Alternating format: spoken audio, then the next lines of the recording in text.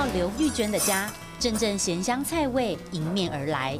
来，太家呛稠，太家呛稠。为了找回记忆中阿婆的咸菜香，12年前，刘玉娟和先生吴秀峰决定以客家古法制作传统咸菜。原本只是农闲之余小规模生产，没想到却越做越多。就是种酸菜种，就是他去市场卖啊，都卖得不错，越种越多这样。就2个人就这样2000啊、3000啊，这样一直种到现在的4万多棵。咸菜看起来普通，但以古法制作并不简单。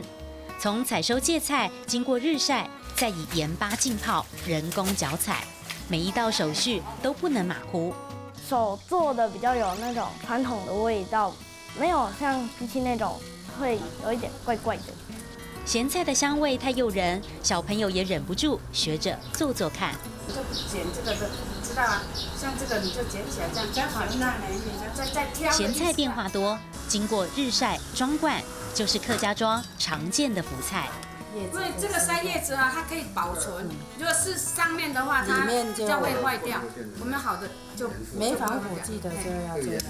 咸菜晒到干透，就成了大家熟知的梅干菜。有很多那个阿婆那些哈，就是说看到我的时候，我们的摊位上的那个酸菜、梅干菜、福菜，他说我就是要找这种传统的，我就是要找这种味道。这晒哈，你这晒要拿开来，把它叶子弄开来。大手牵小手一起做咸菜，相信这客家传统的好味道会继续代代飘香。上课喽！